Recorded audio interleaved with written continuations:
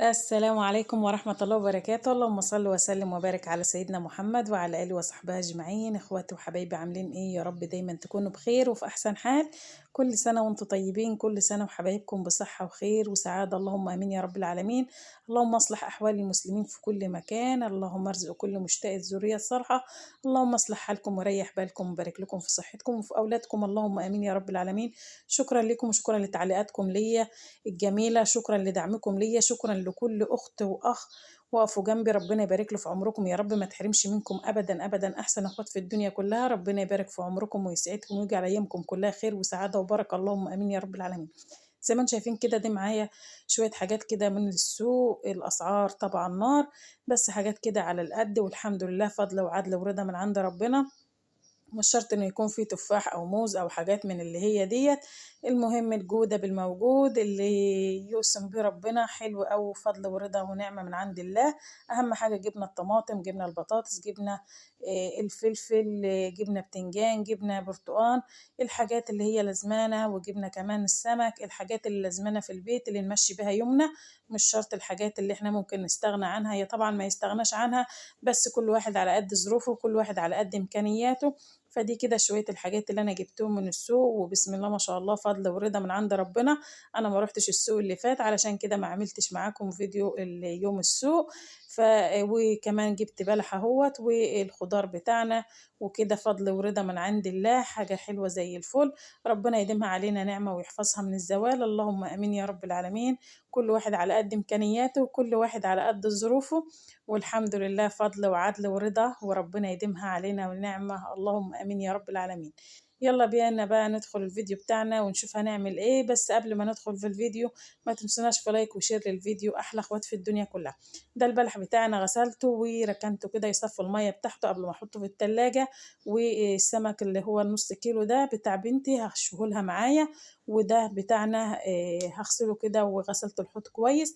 وبعد كده فضيت السمك بتاعنا، هغسله كويس علشان بيبقى فيه رملة، فيه طينة، فيه أي حاجة، وهنضفه كويس. والسمك زي ما انتم شايفين، السمك بصراحة مولع نار. يعني السمك الصغير اللي انتم شايفينه ده الكيلو ب40 جنيه، بس حلو قوي. يعني أنا جبته قبل كده الكيلو كان ب70، بس ما كانش ليه ريحة الطعم بصراحة يعني. لكن ده طعمه زي العسل. اللهم صل على النبي. كل حاجة مولعة، بس نقدر نمشي زي ما احنا ماشيين. يعني أنا مش شرط إن أنا أجيب سمك من أبو 70، لا، ده هيقضي الغرض. وكمان طعمه أحلى كمان من أبو 70، والله بجد كان طعمه أحلى من أبو 70. غسلت السمك بتاعي، وغسلت كمان السمك بتاع بنتي كده، وغسلت الحوض بتاعنا. وهنغسل بقى الرز البرام بتاعنا. طبعا طالما في سمك يبقى لازم رز برام مع السمك، ده العشق كله. يعني مش شرط ان انت يكون عندك كمية لبن كتير، لو كوباية لبن بس هتعملي بيها البرام بتاعك مفيش اي مشاكل. ولو ما عندكيش لبن ممكن ولو ما عندكيش لبن ممكن ان انت تعمليه بحته وش كده من اللي انت بتلميها من على اللبن. يعني اوقات ما بيكونش عندي لبن صافي، فباخد حته كده معلقتين من الوش اللي انا بلمه من على اللبن، وبدوبهم في شويه ميه، وبعمل بهم البرام بتاعنا. او لو انت ما عندكيش كمان ممكن ان انت تعمليها بمعلقتين من الحلاوه الطحينيه تضربهم في الخلاط. ولو ما عندكيش ممكن معلقتين لبن بودره، اي حاجة موجودة عندك هتعملي البرام ده. ولو ما عندكيش يبقى رز من العادي، ما فيش اي مشاكل، اللي موجود بيسد. كل واحد على حسب امكانياته، وربنا يصلح حالنا وحالكم، اللهم امين يا رب العالمين. حطيت لي البرام بتاعي، حطيت له الملح، وحطيت له شوية الزيت اللي انا حطيتهم على الرز بتاعنا ده، وركنته كده على جنب. وهغسل بقى الخضار بتاعي طبعا قبل ما اطلع السطح وكده، علشان انزل يكون نشف من المية بتاعته. وهنقعه كده، بس مش هنقعه واسيبه لحد ما انزل، لا، علشان ما يشربش مية كتير وطعم الخضار بيتغير من المية. اكتر حاجة 5 دقايق بس، وتغسليه على طول وتشيليه من المية، ما تسيبيش الفترة طويلة علشان طعم الخضار بيتغير من المية، بيشرب مية وطعمه بيتغير. هاخد ده كده واحطه في الجردل بتاع اكل الطيور. وهنقع بقى الخضار بتاعنا كده دقيقتين بس كده على ما اجهز كل حاجة. وهغسله طبعا قبل ما اطلع السطح علشان خاطر ما يشربش المية. زي ما انتم شايفين كده، هجيب الصينية بتاعتي وهلم عليها كل حاجة بقى، علشان خاطر ما انساش حاجة وارجع انزل اخدها تاني، لان طبعا مسافة عالية وانا كمان رجليا وجعاني، فاخد كل حاجة معايا كده من اول مرة. دولت ما كانوش كلك ده الكمية اللي انتوا شايفينها ديت مش لبن، يعني كله مش كده مش لبن، ده شوية لبن قد كوباية صغيرة من اللبن، وحطيت عليها مية علشان تبوش أو تدوب الحاجات اللي بتبقى لازقة في الجناب الطاسة أو الكسرولة اللي أنا بغلي فيها اللبن. زودته مية، قلت على ما أخلص اللي ورايا هيكون جاب لي اللي في جناب الكسرونة كله. حطيت كمان معايا الولاعة، وحطيت المعلقة والصينية اللي هغطي بها البرام، وحطيت معلقة من الوش على اللبن بتاعنا علشان خاطر يبقى معايا حلو. هغسل الخضار كده طبعا زي ما قلت لكم قبل ما اطلع السطح علشان ما يشربش من المية. كلته كان فيه طينة كتير، فالدقيقتين اللي انا ركنته فيهم دولت الطينة بتاعتي باشت، واغسله كده كويس واسيبه بقى يصفي ميته، ونطلع بقى ونشوف هنعمل ايه. وهنشوي السمك بتاعنا ونعمل احلى برام في الفرن البلدي، الفرن الفلاحي. طبعا الاكل فيه ليه طعم تاني. زي ما انتم شايفين كده انا طلعت اهوت والحمد لله بالسلامة. والفرن بتاعنا جهرته، يعني ايه يعني طلعت التراب منه كده وعبيته في شكارة، وكمان جبت المية اللي انا هصلح بيها الفرن بتاعنا، وجبت القش بتاعي، وهفرد الشكارة دي بقى كده نقعد عليها ونولع الفرن بتاعنا بقى ونقول بسم الله توكلنا على الله، ونولع الفرن بتاعنا. القش طبعا مش ناشف، هو طري من جوه، يعني اللي من بره ناشف بس من قلبه طري من جوه، من قلب القتاية كده طري من جوه. هولع كده واسمي الله واولع الفرن بتاعنا. طبعا هتقولوا لي ده دخنه وبهدله والكلام ده كله، انا بستحمله علشان حاجتين. اول حاجه ان الاكل بتاعه صحي، وكمان ما شاء الله بيكون فيه الاكل طعم تاني. تاني حاجة اللي علشان خاطر غلو الأنابيب، يعني الأنبوبة ب95 جنيه، ما فيهاش حاجة. يعني لو شويت سمك زي ده وعملت البرام بتاعنا كده، هي يا دوبك مرتين سمك ومرتين برام زي ما انتم شايفين كده، وما بتلاقيش في الأنبوبة، خصوصا في جو الشتاء ده، لأن الغاز اللي بيبقى فيها بيبقى متلج يعني وكده، فما بتاخديش اللي في الأنبوبة كله. الأفضل من الحالتين إن أنا بوفر في حق الأنبوبة، وكمان بعمل أكل كويس وأكل صحي. بكنس الفرن بتاعنا كده وبولع لحد ما احمي الفرن كويس قوي من تحت، علشان خاطر لما احط السمك بتاعي ياخد اللون على طول وما ينشفش مني.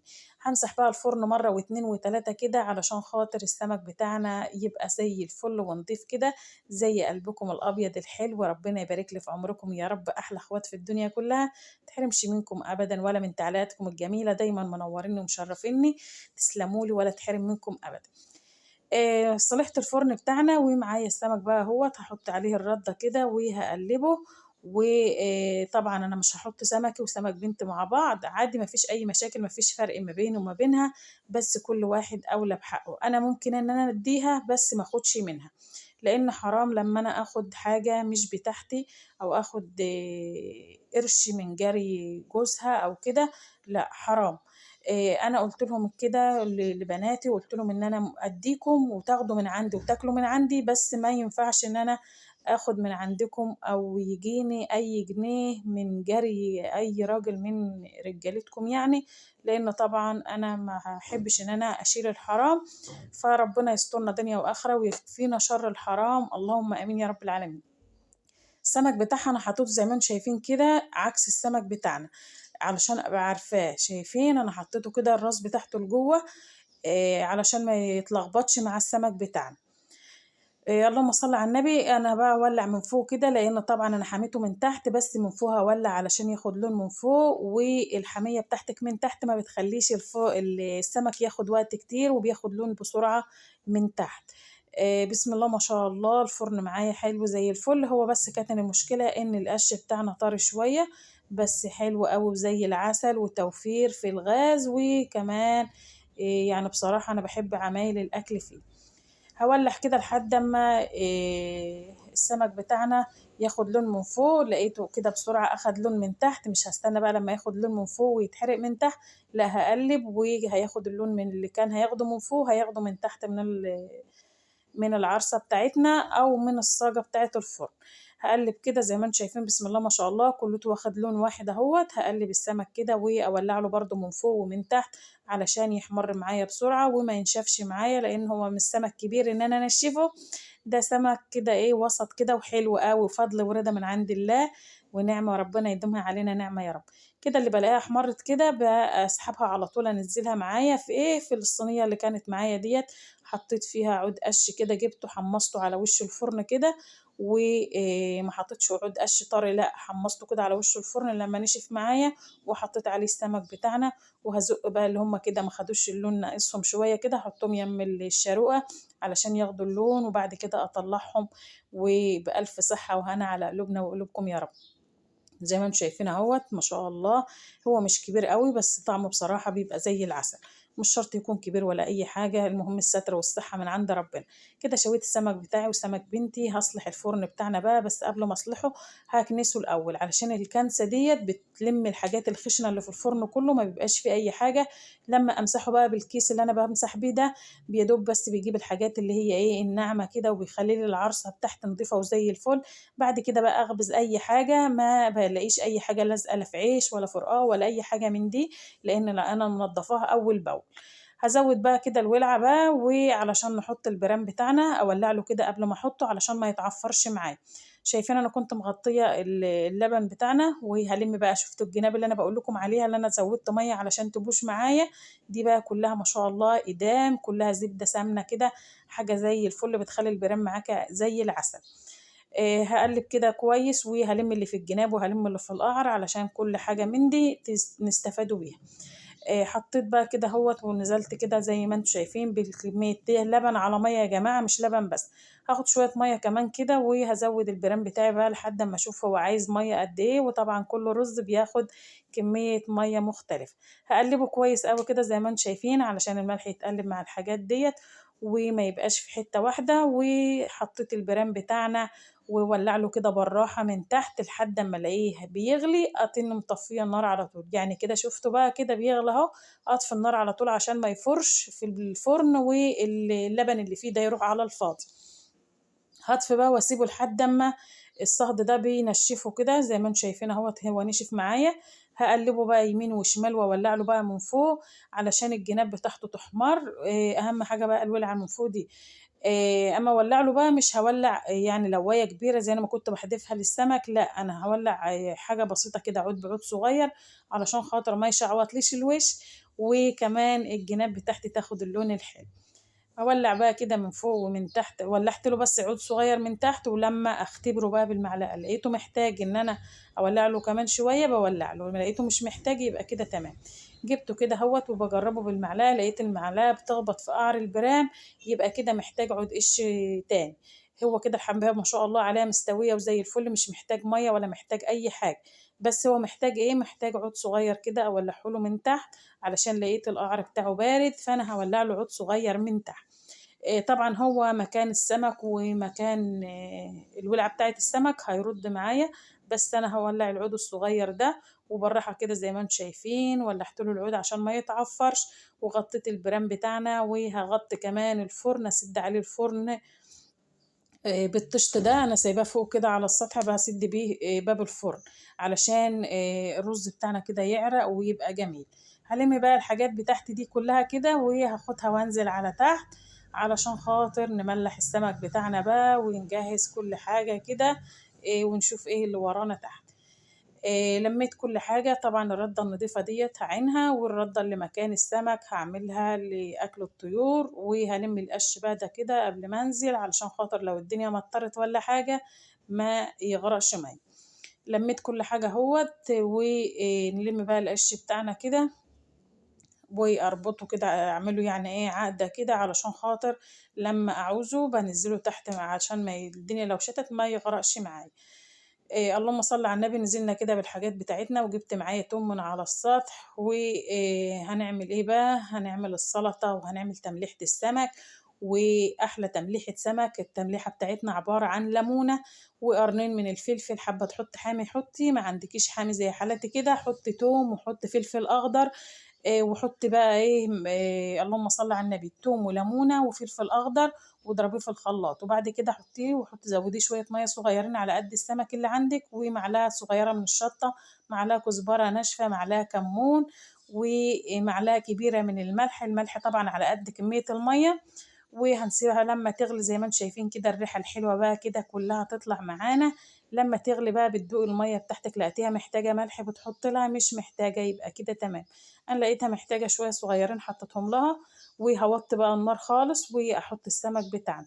انا مش عايزاه يغلي، انا عايزاه بس ان هو يشرب من التمليحة الحلوة دي، علشان خاطر القشرة بتاعته تبقى قابة كده وما بتبقاش لازقة ولا اي حاجة.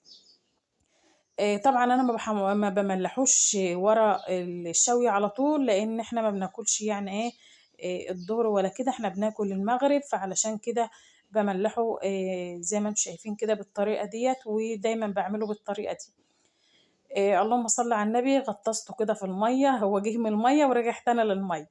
غطيت عليه وعملت معايا السلطة، وده مخلل لارنجي وليمون ولفت كمان. هاخد ده بقى كده اطلعه على السطح، والردة اللي كانت معايا بقية السمك ديت هحط عليها شوية كده الأكل الطيور بتاعتنا. وأنا طالعة أجيب البرام بفوت عليهم أحط لهم الأكل بتاعهم بالمرة علشان ما اطلعش تاني. اللهم صل على النبي. باخده كده في طريقي علشان ما اطلعش وانزل تاني. خدته كده تحت الحنفية، عند حنفية فوق كده بعمل منها يعني الأكل الطيور، أملى لهم مية، أبسلهم منها كده وأحط لهم الأكل بتاعهم عشان أطلع أجيب البرام بقى وأنزل على تحت على طول. اللهم صل وسلم وبارك على سيدنا محمد. وصلتوا معانا لحد هنا، ما تنسوناش في لايك وشير. أحلى أخوات في الدنيا كلها، ربنا يسعدكم ويجعل أيامكم كلها خير وبركة وسعادة، اللهم آمين. زي ما انتم شايفين كده، اللهم صل على النبي. حطيت بقى أكل الفراخ بتاعنا اهوت، وهسيبهم بقى ياكلوا كده وأقفل عليهم علشان خاطر الساعة وكده، وأطلع بقى السطح أجيب البرام بتاعنا. خدت معايا كده اللي هو القش اللي كان عليه السمك. شايفين السطح بتاعي عايز له كنسة حلوة كده علشان الدنيا لو شتت ده كلته هيروح مبلول وهيدوخني. فإن شاء الله الصبح كده أكنسه عشان احنا خلاص بقى الوقت متأخر.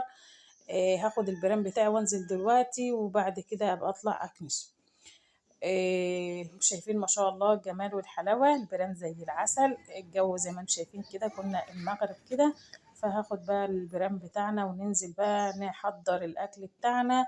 بسم الله ما شاء الله، طعمه وريحته حاجة زي الفل. وشايفين الوش طري ما شاء الله، مش ناشف ولا بتهدري منه حاجة ولا بترمي منه أي حاجة، يعني لا رز ناشف هترميه ولا رز محروق هترميه، زي الفل. والسمك كمان كده شرب من التمليحة. والسلطة تحت حطيت لها شوية كده من الكمون على ملح على كزبرة، واللي هي التحبيشة يعني. وما شاء الله شايفين الأكل بسم الله ما شاء الله. بألف صحة وهنا على قلوبنا وعلى قلوبكم. شكرا ليكم وشكرا لمتابعتكم ليا اخواتي وحبايبي، ما تحرمش منكم أبدا أبدا، أحسن اخوات في الدنيا كلها.